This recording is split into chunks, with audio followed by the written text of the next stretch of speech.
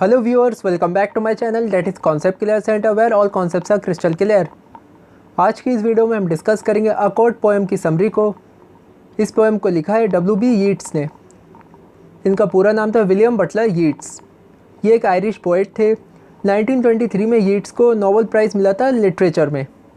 Poem का जो title है अकॉर्ड, पोएट ने ये वर्ड अकॉर्ड एक मेटाफर के रूप में लिया है। स्पीकर कहते हैं एक पोएट के रूप में जो भी स्थान उन्होंने हासिल किया, जो नाम कमाया, उसमें जो उनका कोट था वे पोएट के साथ रहा। पोएट ने अपने कोट को कपड़े का टुकड़ा बताया है जिसके साथ पोएट ने अपने जीवन का एक अच्छा टाइम बिताया। समरी स्टार्ट करने से पहले फीस सबमिट कर दें, जो ही वीडियो को लाइक करना एंड चैनल को सब्सक्राइब करना। So without wasting any time let's start. I made my song a coat covered with embroideries out of all mythologies from heel to throat। First line में speaker compare करते हैं अपनी writing process को यानी लेखन प्रक्रिया को और वर्क्स को। वर्क से यहाँ पे मतलब है जो भी काम उन्होंने एज अ पोइट के रूप में किया है, और वर्क्स को जो उसने प्रोड्यूस किया है अपने कोट के साथ। पोइट के जो सॉन्ग्स हैं वे एक रेफरेंस हैं पोइट्री के लिए जो कि अच्छे से देखी गई और सजाई गई। सेकेंड लाइन में एग्जाम्पल के लिए कहा गया है कोट कवर्ड विथ एम्ब्रॉयड्रीज, मतलब उसका जो कोट है वह कवर है एम्ब्रॉयड्रीज से। एम्ब्रॉयड्रीज में क्या होता है, सुई धागे से बारीक काम किया जाता है। ऐसे ही पोइट ने पोइट्री में भी अपना डेडिकेशन दिखाया है, अपनी राइटिंग प्रैक्टिस को टाइम दिया है।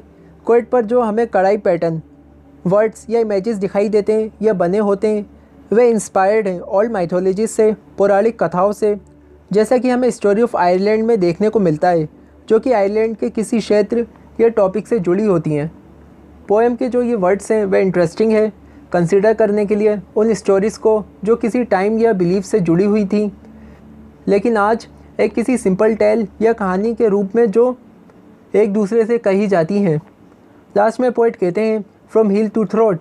इसका मतलब ये है पोइट को कोट की हर सरफेस को कवर किया है।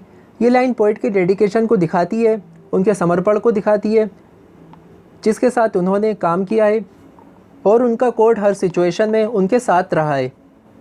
But a fool's caught it, war it in the world's eyes has to they had brought it. यहाँ पर स्पीकर का कहना है कुछ बेवकूफ़ लोग जो दूसरे लोग थे उन्होंने पोइट के कोट को पकड़ लिया। मतलब ये है जिस टाइम पोइट था उस टाइम उनके कंटेम्प्रेरी भी ये लोग थे। जो पोइट था उसने एक लेखक के रूप में एक अच्छा अनुभव रखा हुआ था, लेकिन जो दूसरे अनट्रूथफुल पीपल थे उन्होंने पहना पोइट के कोट को। दुनिया की आंखों में तो उन्होंने यानी अदर पीपल्स ने इस कोट को पहन लिया, मतलब पोइट की नकल की, पोइट को फॉलो किया, लेखक के रूप में उसका लाभ उठाया। एक दशक के लिए वे कोट पोइट का प्रतीक हो सकता था, लेकिन पोइट जानता था उन फूल्स ने ऐसा प्रिटेंड किया जैसे ये कोट उनका ही था, मानो उन लोगों ने ही वे वर्ड्स लिखे हों या क्रिएट किए हों। अब ये क्लियर है ये जो कुछ भी हुआ था वे पोइट को निराश करने वाला था। फ्रस्ट्रेशन की भावना पोइट के अंदर आ सकती थी, लेकिन पोइट ने सभी चीज़ों को अपने हाल पर छोड़ते हुए कुछ समय के लिए इंतज़ार किया। Song let them take it for there is more enterprise in walking naked. Last 3 lines में वे अपना सॉन्ग बंद कर देते हैं, किसी भी प्रकार के क्रोध को बंद कर देते हैं और डिक्लेयर करते हैं कि जो उसका ओरिजिनल कोट जो कि अदर पीपल के द्वारा पहना गया है उसके लिए पोइट ने वर्ड यूज़ करा है इन वॉकिंग नेक्ड, कि ओरिजिनली देखा जाए तो उन लोगों ने अपना अलग कोई नाम तो बनाया नहीं, दूसरे की चीज़ को चुराया, प्रिटेंड किया या शो किया, और पोइट के पास ऐसे कोट को पहनने की तुलना में अधिक काम है। ये पोइट का एक तरीका था फूल्स को इग्नोर करके अपने रास्ते को कंटिन्यू करने का, लेकिन ऐसा माना गया है या फिर ऐसी संभावना है कि पोइट के काम की जो प्रतिष्ठा है उसको देखकर निश्चित रूप से जो लेज़ी पोइट्स हैं, जो पोइट की तरह ज्ञान नहीं रखते और अनुभव नहीं रखते, वे दूसरे पोइट्स यीट्स की नकल करेंगे, यानी पोइट की नकल करेंगे।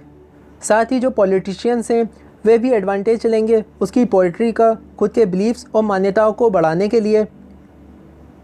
इसी के साथ पोएम की समरी फिनिश होती है। अब इस पोएम से पोइट क्या मैसेज देना चाहते हैं वो हम डिस्कस करते हैं।